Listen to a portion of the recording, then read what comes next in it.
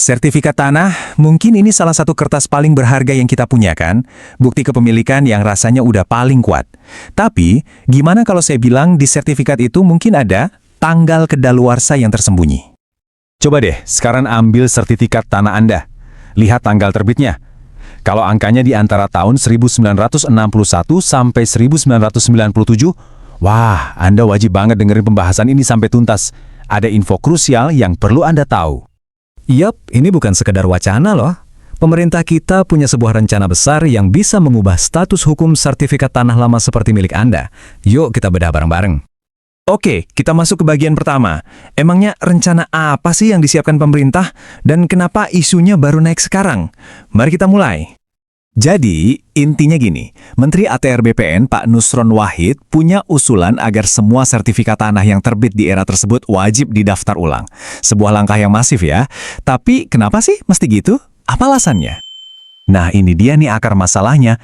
Sebenarnya ada problem besar apa sih yang mau diselesaikan pemerintah dengan rencana ini? Coba bayangin deh, kantor pertanahan, bahkan sampai ombudsman itu literally kebanjiran pengaduan. Masalah utamanya satu bidang tanah yang sama, tapi yang ngaku punya bisa 2, 3, atau bahkan lebih. Semuanya pegang sertifikat, dan semuanya ngerasa paling bener. Pusing kan? Inilah biang kerok sengketa tanah yang nggak kelar-kelar. Saking seringnya jadi sumber masalah, sertifikat-sertifikat ini sampai dapat julukan loh. Orang-orang nyebutnya sertifikat KW 456. Ya, ini istilah nggak resmi, tapi nunjukin betapa problematiknya produk hukum dari tahun 61 sampai 97 ini. Nah, ini dia perbedaannya, jelas banget. Di kiri, sertifikat lama yang dasarnya cuma sketsa gambar tangan. Nggak ada koordinat pasti, batasnya ya kira-kira aja. Bandingin sama yang kanan, sertifikat modern yang udah pakai peta digital, akurat dan presisi. Kelihatan banget kan mana yang gampang jadi sumber ribut? Pak Menteri Nusron Wahid sendiri ngasih rangkuman yang pas banget. Kata beliau, kelemahannya itu ada sertifikat, tapi nggak ada peta kadastralnya. Cuma sketsa. Ini tuh ibaratnya kayak kita punya alamat rumah, tapi tanpa nomor dan nama jalan. Gimana nggak nyasar kan? Oke, masalahnya udah jelas. Terus solusinya gimana? Nah, pemerintah punya ide soal batas waktu yang konkret. Yuk kita lihat. Penting buat dicatat nih, rencana ini bukan cuma sekedar peraturan menteri biasa ya, ini mau dimasukin ke dalam undang-undang baru, artinya harus lewat persetujuan DPR dulu. Ini nunjukin kalau pemerintah benar-benar serius mau beresin masalah ini sampai tuntas. Rencananya tuh udah ada tahapannya jelas banget. Pertama, UU-nya disahkan dulu. Terus pemerintah bakal ngumumin periode pendaftaran ulang. Nah, disinilah kita, para pemilik sertifikat lama, wajib datang buat update data. Kalau enggak, nah ini dia konsekuensinya. Sertifikat lama yang gak didaftarin ulang bisa-bisa dianggap gak berlaku lagi. Terus berapa lama waktunya? Tenang, gak buru-buru kok. Usulannya itu antara 5-10 tahun. Jadi, ada waktu yang cukup panjang buat masyarakat ngurus. Memang bukan buat besok pagi, tapi ya, jamnya udah mulai jalan nih. Pernyataan Pak Menteri Nusron ini tegas banget.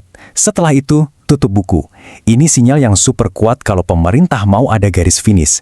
Nggak ada lagi cerita sengketa lama yang berlarut-larut. Sebuah garis batas yang jelas akan ditarik. Tapi ternyata rencana ini bukan cuma soal administrasi loh. Ada musuh lebih besar yang mau dilawan, mafia tanah. Apa hubungannya coba? Jadi, ini bukan sekedar ngerapiin arsip. Tujuannya jauh lebih strategis.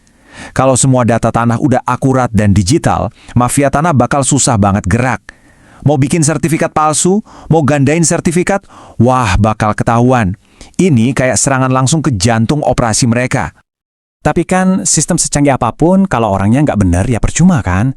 Nah, Pak Menteri Nusron juga sadar soal itu. Makanya beliau juga nekenin pentingnya pembenahan di dalam BPN sendiri.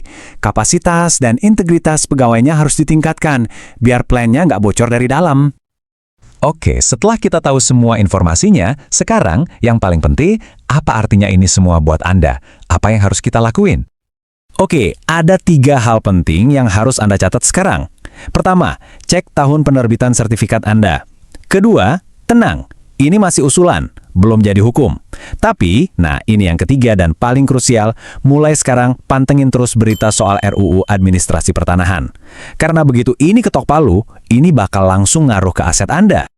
Jadi, inilah pertanyaan besarnya. Sebuah langkah yang super berani dengan batas waktu yang tegas.